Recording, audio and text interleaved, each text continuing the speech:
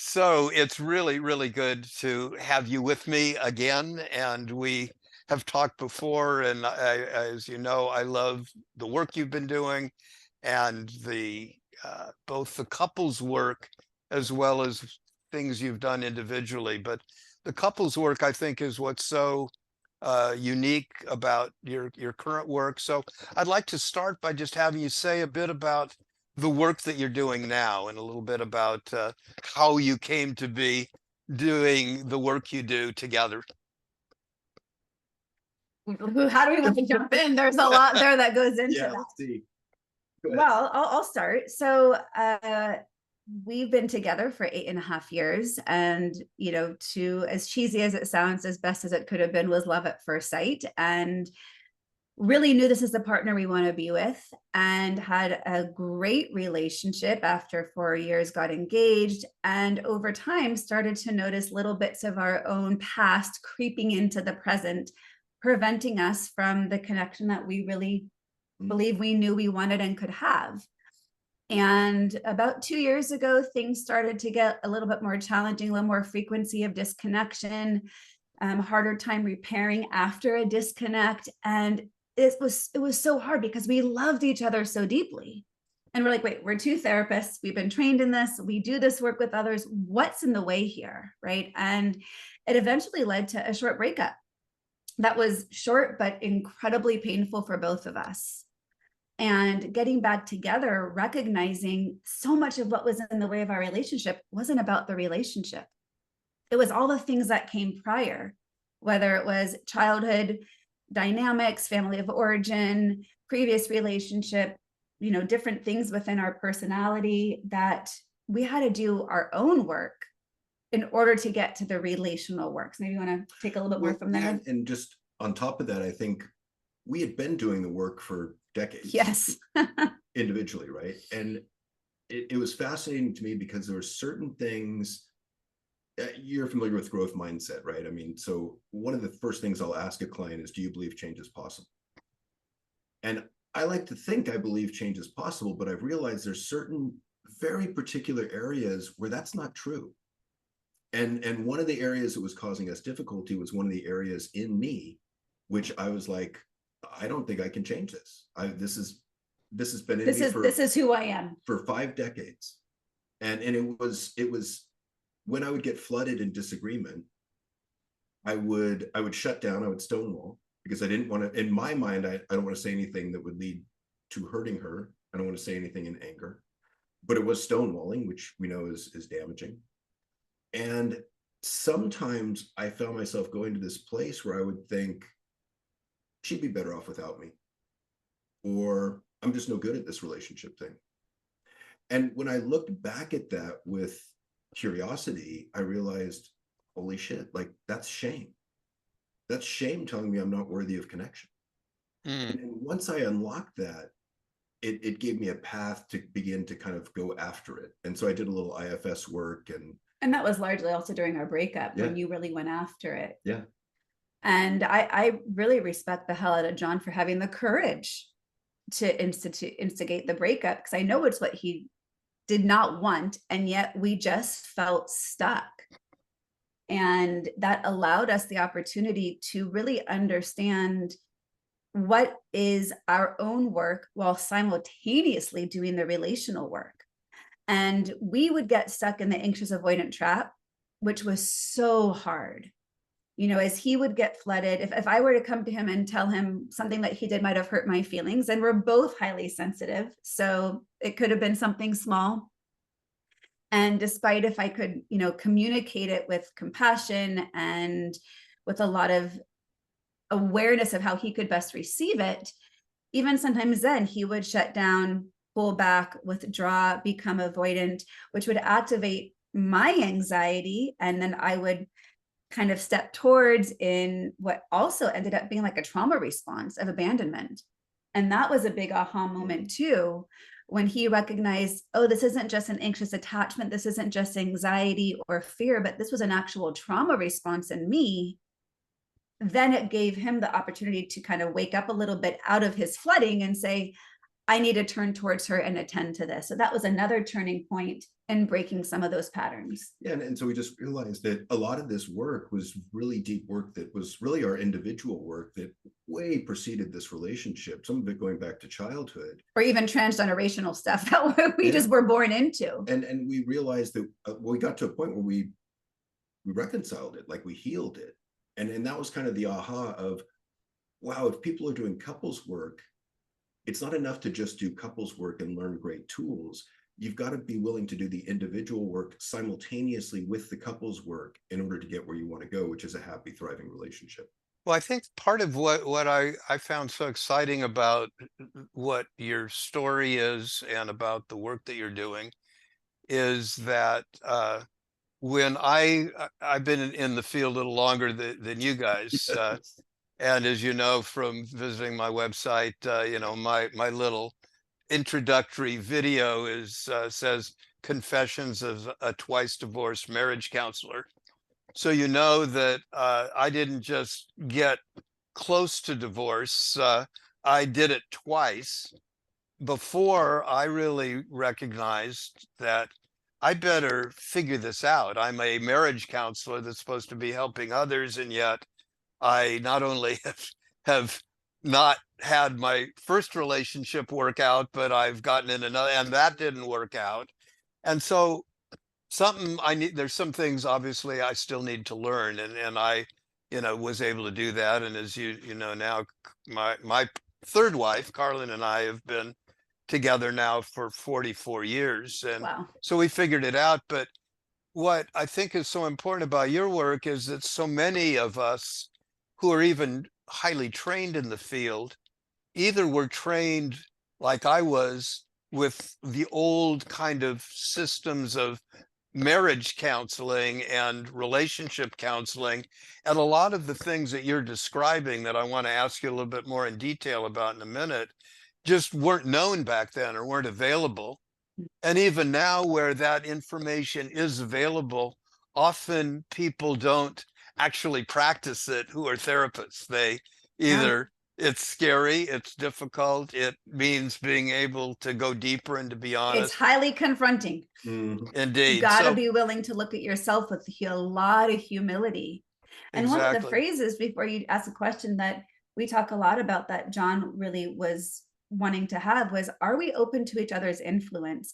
Meaning, are you open to hearing my experience of what's going on and what I need from you, and not be stubborn, and being really open to listening to what is my partner's needs? And I think I'm giving him what I think he needs, but can I hear where it's not meeting his needs?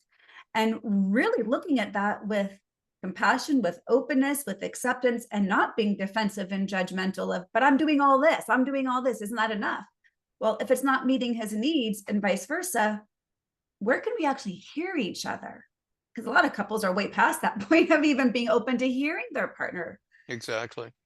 So you've talked about a number of things that I'd like you to maybe talk a little bit more in detail, because I actually hear three things that I think are immediately worth talking, and then some other things that we can get into. But one is, it feels to me like the foundational openness to be able to even explore the issues. You know, are you able and willing to hear me and to go deeper, and how you were able to develop that foundational trust in order to even begin the dialogue. That's one aspect I'd like you to explore.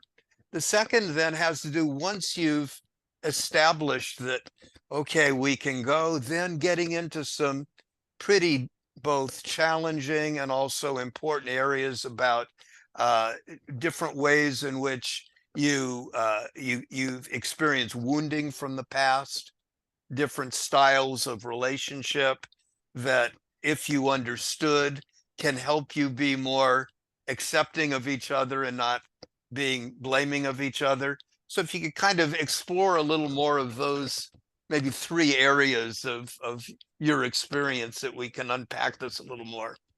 Sure, let me start with the first one, because I don't even remember the second one. It's short-term memory. We'll ask you again when you get through the first one. Thank you.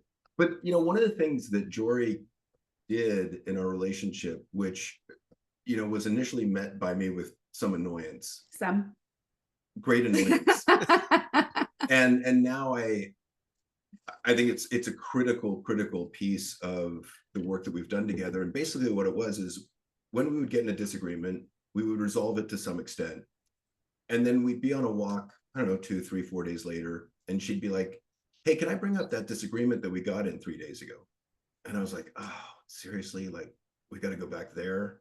Like, haven't we resolved this already? That was kind of my eye rolling response.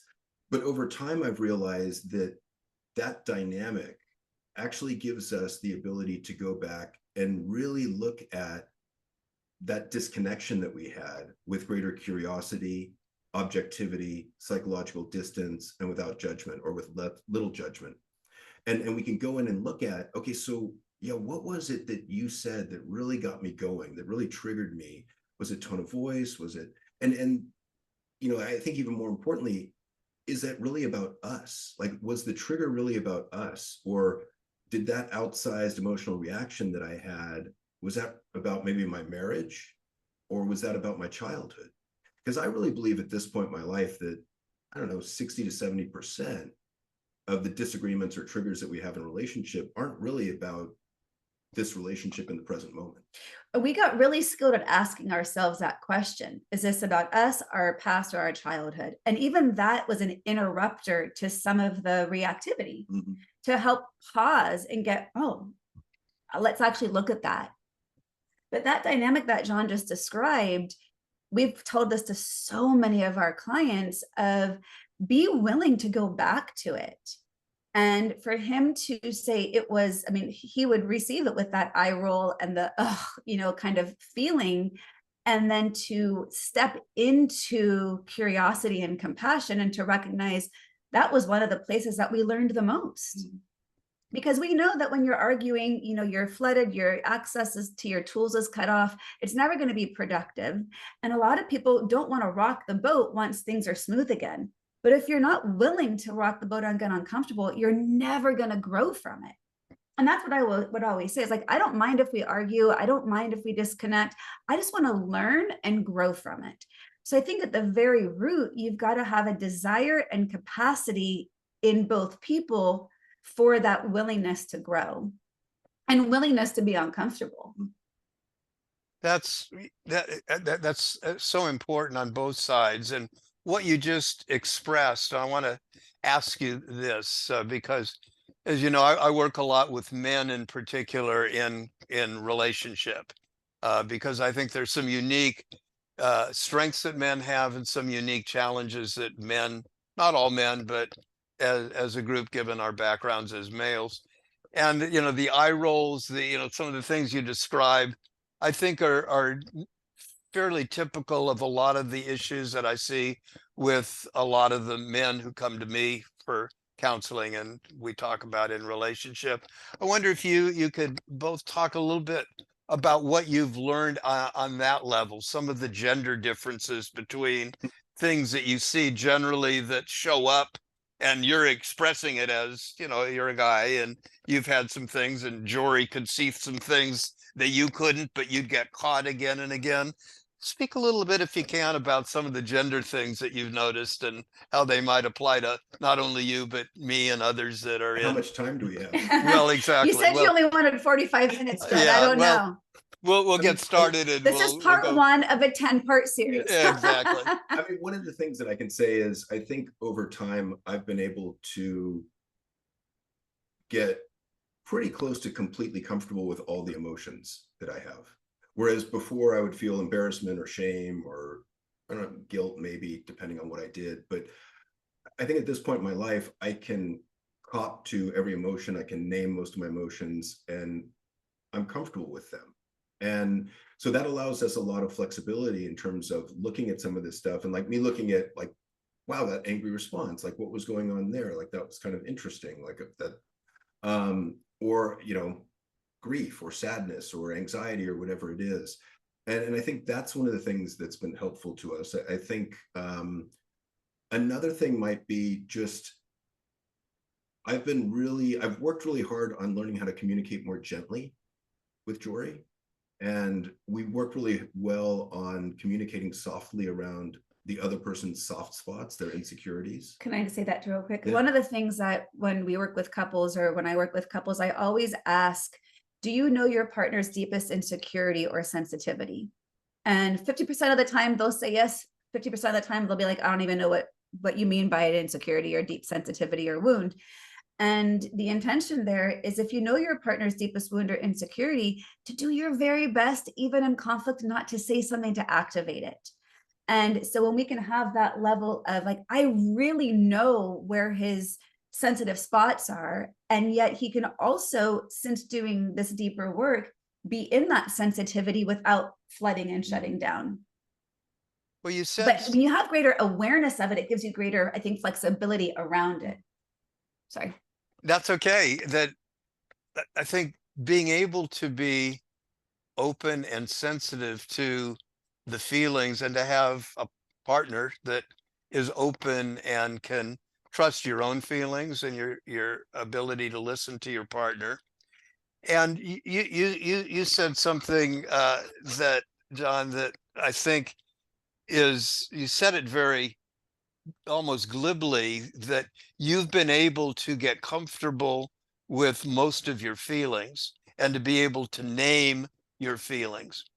And I think that's a skill that most men that I know, and women in their own ways, have not gained that skill.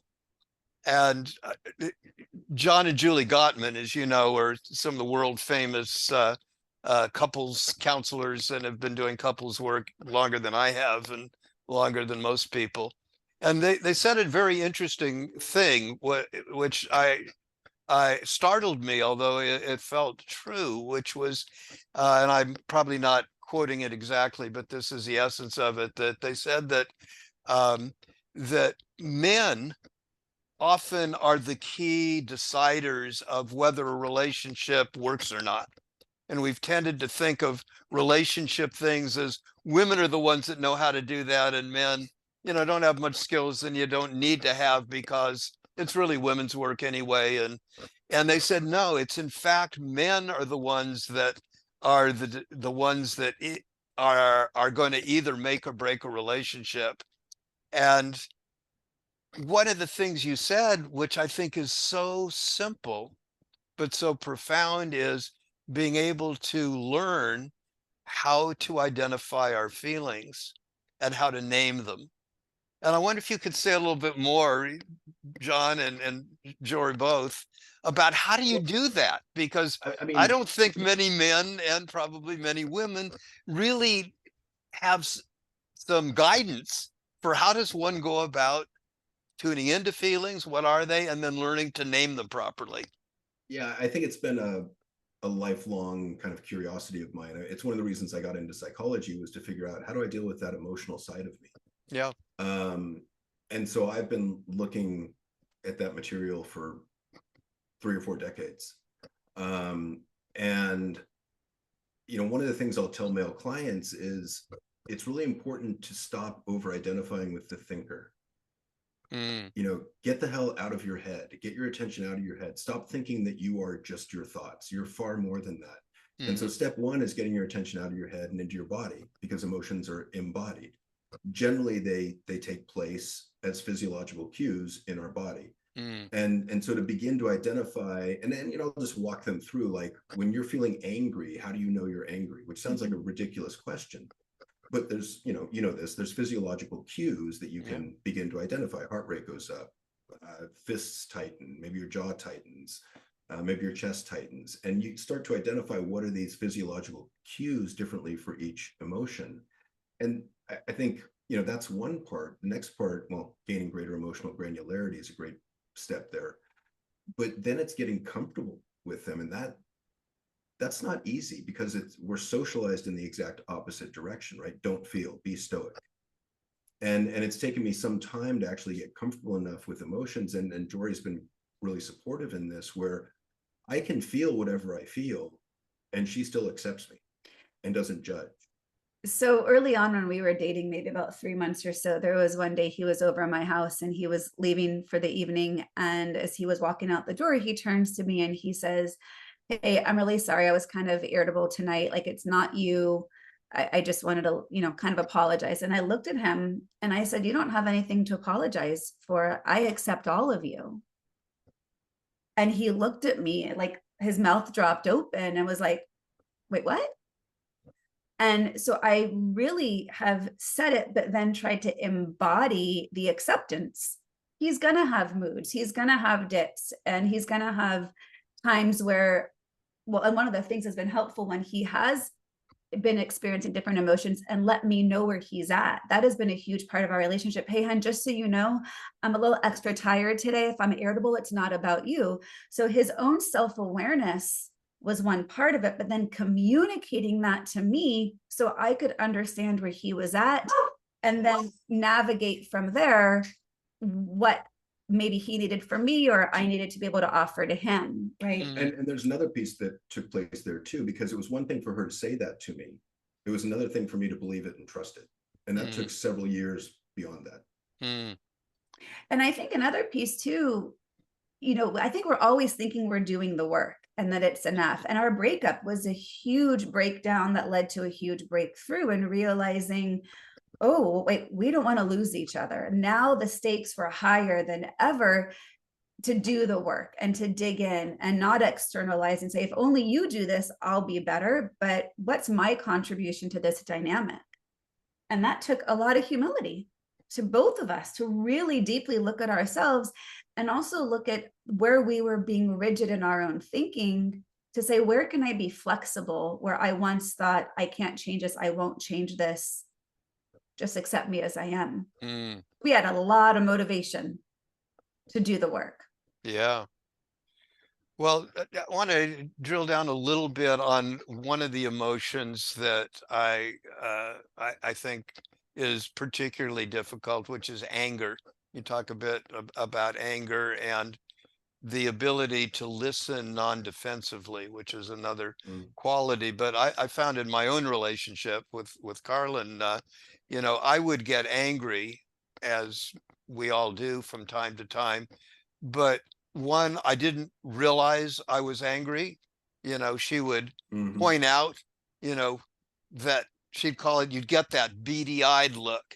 And what do you mean? Yeah, I don't have it, And so I wasn't even aware that I was angry, but as I became more aware, I realized that it was kind of restrained rage at times that was very frightening to her. And I think many women particularly are tuned in to male anger because, evolutionarily and in just day-to-day life, men are generally bigger, stronger, and our anger can be, destructive and deadly at times. So let's talk a little bit about how you can, both from your side, Joree, be able to listen non-defensively, particularly when there may be anger or feelings that, make you on edge and have difficulty. And how can we all be able to create the container? It sounded like you were able to without, or maybe you can talk if you got outside help in addition to what you were able to give each other to give you the safety in order to do that. So I think the answer I'm going to give, Jed, might be a little bit surprising because I'm going to flip gender roles on this. What you described as a typical pattern of male anger and women needing to know how to listen non-defensively, I think, and you can correct me if I'm wrong, in general, I was always pretty good with that. I think the interesting dynamic anger played in our healing was me learning how to get angry.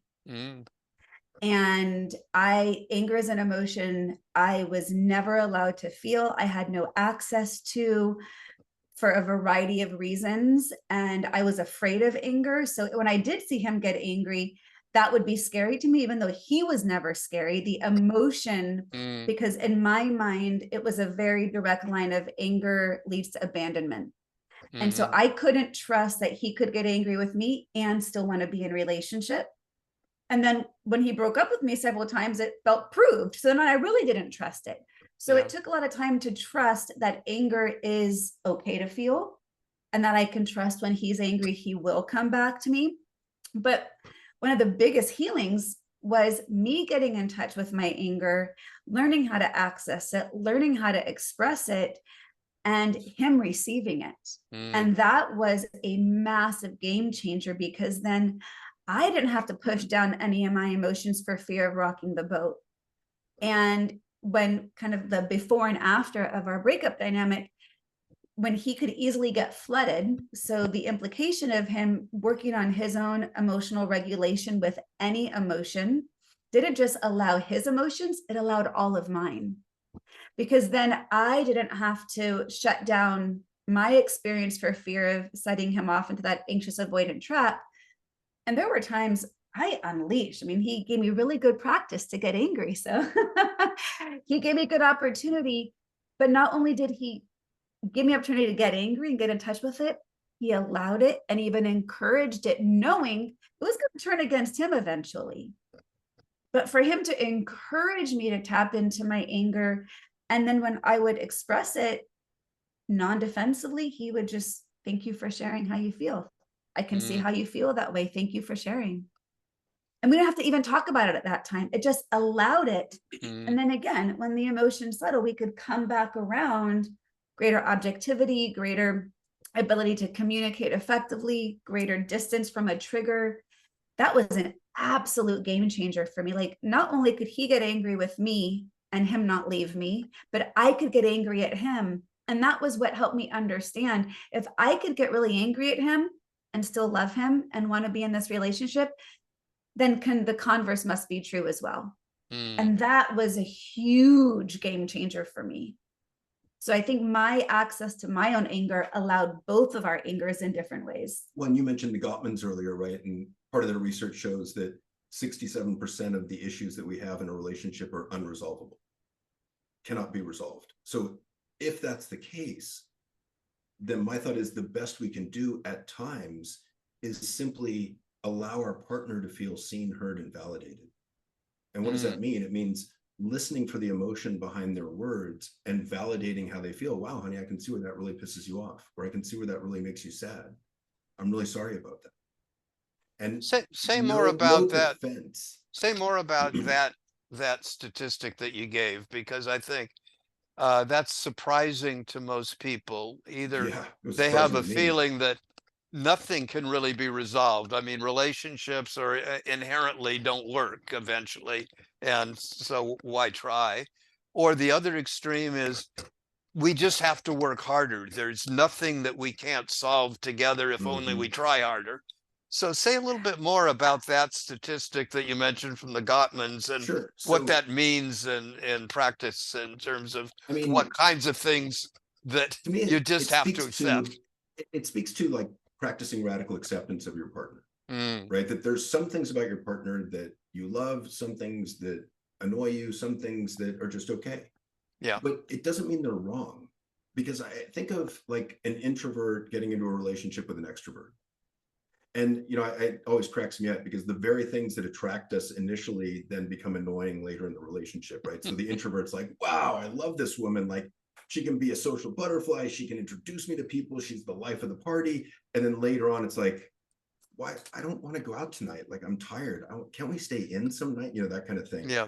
But that's not something that's going to be solved. Like, you're not going to change someone's core personality at that level. Right.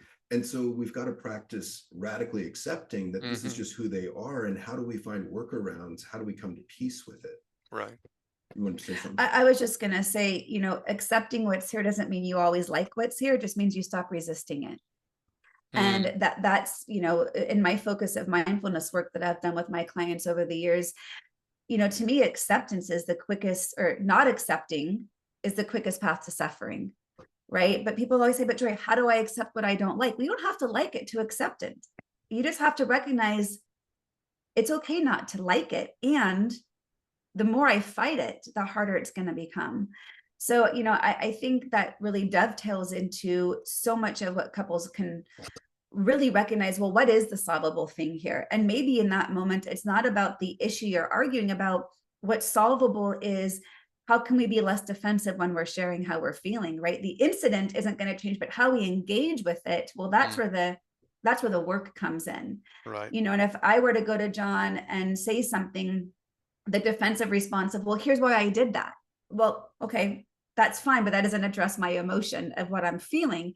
So, you know, I think the issues can't be solved, but how we navigate it 100% can be improved. I think it's an important distinction. It is indeed. And I think that what you do with couples, and I can see it as you do it with each other, as you're sitting here with me, tells me that there's something about what couples get when they come to see you. And you both talked about, you see people individually and you see people together who come and get benefits from your both individual and couple work. If you could talk a little bit about what you actually do, because I think what you've described is a little different model Sure. of interacting that not everybody, I think, even knows exists. That when I'm they not think sure about, it really does exist. okay, well, That's why we're trying to create it, well, honestly. so let's spend some time, because it is so both unusual and different and effective, because it makes sense, and see how you put it in action, and you clearly worked it through together. And I'm guessing from what you're describing, it's been really helpful to people that you've seen in ways that before you started doing it this way was not as effective as what you're doing now. Yeah. I'll first start by saying, you know, we've been doing couples work together for years, and it's dramatically shifted since we really did our work, right? Yeah. And so I think that's a big baseline of it. But one of the challenges, even when, you know, we were starting to have challenges in our relationships, is John didn't want to go to therapy. And I found that ironic, but it was very confronting, right? And there was some history there of why that was hard for him. But part of it was the recognition of how that imbalance of energy can feel in the therapy dynamic with couples and a therapist. And when we got back together, we actually went to a couple who are therapists, and we went to their home for a 2-day, 12-hour intensive. And what was great was we had already had a similar idea. Now, they don't do it exactly how we do, but just the fact that there was 2 of them there, and the idea of doing intensives was already on our radar. But even just his willingness to show up for 12 hours over 2 days was enough commitment that I needed. But to circle back, we've been talking about how all the individual stuff gets in the way of the relational connection. And so we recognize that men, especially in their socialization, are going to have a harder time accessing that vulnerable part of themselves in therapy. And traditionally, a lot of therapists are women. So right off the bat, if the woman's bringing the man in, he's going to feel on the defensive and resistance from the get-go. And to help calm everyone's anxiety around that dynamic, while simultaneously addressing the individual work before getting to the relational work, we came up with this model where John works with the men individually. I work with the woman individually. We have a handful of individual sessions to get a good idea of their, not just side of the story, but their background, their history, their childhood, whatever else preceded the relationship that has led to any of the dynamics. And then when it feels appropriate, we come together, the 4 of us, maybe for even a 2-hour, if not longer session. We've done longer intensives, and everyone has someone in their corner. And that dynamic from the get-go is super effective. And because they're signing on as a couple for our client, as the client, it gives us permission to talk about our individual sessions with each other. So if I'm, working with the woman and she shares a story about her partner, and I can say, hey, you good if I share that with John, because he can utilize that insight into the work that he's doing, and vice versa. Because we also know a client's only going to present and tell us what they want to. So the couple is going to share the real truth, because it's going to be confronting and give more details. Yeah. So like for so many layers, everyone's got someone in their corner. We're getting access to more information to give us more ability to get into the deeper part, so that when we come together, the four of us, we're in it. And it's been incredibly effective. Mm-hmm. And I think, again, a super unique model. And there also have been times where then John and I have switched, where he'll then do a session with the woman. Maybe, recently he did an IFS session with the woman. That's more of his strength than mine. But then there's also this real benefit of, if we have any wounds from the opposite gender, for John in the couple session to be able to turn to the woman and validate her in a way that no man ever has, coming from a man, that's really healing.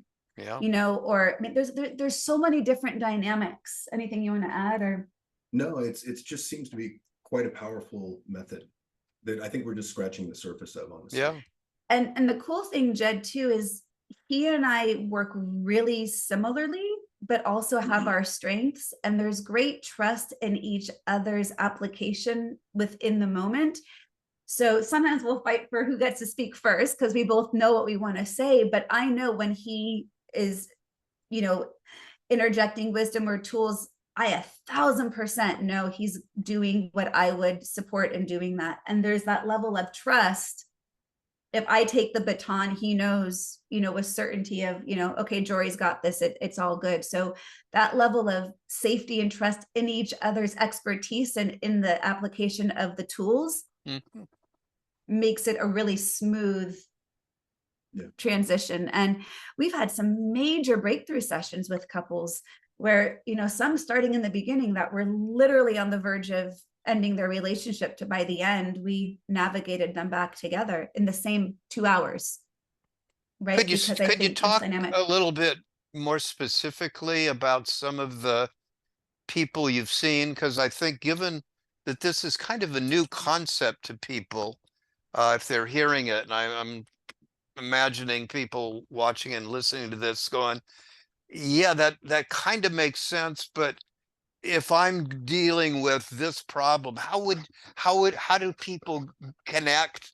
What are the issues that, some of the people bring to you? Give, a little vignette, if you will, about, what actually has gone on, and take us through a little bit of. I think it's a very common dynamic in which women feel they can't connect with their partners, right? They feel like their partner is emotionally unavailable, doesn't know how to listen effectively, or without defensive listening or reactivity.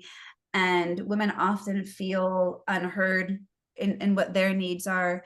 And so if I work with a woman and we go through and understanding the dynamics of the relationship, while John works with the man in that sense, he right off the bat can start educating them on how men are socialized, why it's not their fault. He doesn't know how to communicate effectively, tap into their emotions, hear what their partner is saying without getting angry or defensive. So there's a lot of psychoeducation, I think, in the beginning of this common dynamic. Yeah. I want to just break it down a little bit. Yeah.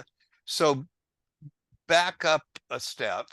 Okay. And so I hear a woman might approach you and talk about, I can't connect with my partner. Can't connect with my partner. And so I think that's a very common thing. I'll hear women that will come that way. But from the step to, and then John sees the man, often between there and that first step, well, you take often on that there's the man is resistant. How do you get from a woman who might approach you to actually getting a man to say, yeah, I'd be willing to come and talk to? Well, part of it, we might send them podcast episodes that we've done jointly. Okay, well, that's what I want to hear. Yeah. How do you actually do that, and how would you get a man who might not be initially? Beautiful about having the podcast is we can say, hey, look, go listen to a couple podcasts. Okay. Here's a couple you can check out. All right. If you like what you hear, maybe we should get together and talk. But because I think the other thing is, I call what I do coaching. I don't call it therapy, because men don't like therapy. Yeah, right? Exactly. All right, that's another really key thing. So what you call it, how you introduce it, how you make it male friendly in a way rather And than so male I'll often resistant. have like a hour consultation call with them, and in that I'll explain the man box. Okay. And at the end of the whole man box spiel, which is kind of what it is now at this point, I'll say, look, here's the beautiful thing about it. You've been socialized in this way. You've been cut off from 2/3 of the emotional spectrum. You haven't been socialized in the direction of being good in a relationship. And that's not your fault. Mm, Now, you didn't ask to be socialized like this, neither did I. It just happens. mm, And I can go into the reasons why it happens, but that's not important. yeah. What is important is that we resolve to evolve beyond it if you want a happy, thriving relationship. And ultimately, I would argue a happy, thriving life, because Mm, I would say if your relationship at home is in chaos, the rest of your life isn't going to be a whole there lot you better. go. Well, that And is, I so hear you say that, I can feel as a guy on the other side of you that can going, relax into it, right? oh, Like, oh I shit, it's get not you. my fault. Yes. And so I mean, and I've worked on this approach for a couple decades, right? Like, how do you speak to men? How do you get into Yeah. men? How do you get them to relax? How do you get them to kind of let their armor down? Right. And so I would say that's probably some of the biggest ways that I do. So if a woman comes to me and she goes, I really want this, this sounds great, I'm not sure my husband would get on board, I have full confidence. Just get him on the phone with John. If he can be open to a phone call, I'm 99% certain he'll quote buy in, because John helps the man feel so, I don't know what the word is because I don't know what the man is feeling exactly, but helps them feel so seen in the challenge that they're facing and gives them a path towards greater connection. Because the truth is, it's if it's not in this relationship, it's going to show up in the next one. And really, this all kind of, the origin of this was when I was back doing anger management work 20 years ago, which led me to work a lot with men and adolescent males. Yeah. And a lot of the adolescent males would be like, I don't want to go in and see him. I don't want to talk to him. Like, screw that. And I'm like, just have him come in once, tell them they don't have to say anything. Just listen to me. Right. And if they don't want to meet with me after that, that's fine. That's And a great, 95% of the time, I could convince them that there was something here of value or of interest, something that could benefit them. Now, it's a whole nother issue to get them, like an adolescent male, to actually practice the tools. Yeah. But yeah. that was kind of where I cut my teeth. Okay. And we've also tried to create a lot of resources to make it accessible. We have a year-long masterclass series, and the first month of the masterclass we offer out for free of, hey, this is some insight into who we are, what we believe in, the value of what this work looks like, our dynamic, allows them to get to see us, to know us. It feels more familiar and a little less scary, as I think Right. a lot of it can really be. So having And the other thing that has kind of crossed my mind over the years is I try really hard to keep myself in really good condition physically. And there's I like that just for her and for me, but it's also professional, because I want to present myself as a masculine male. Yeah. Because a lot of times I'm dealing with highly, highly masculine men. I mean, heads of the Mexican mafia, SWAT, special ops, army, fire, police. I mean, hyper masculine men. Huh? And so I've got to show up in a certain way where, at least I believe, that they can say, this is a guy I can listen to. Yeah.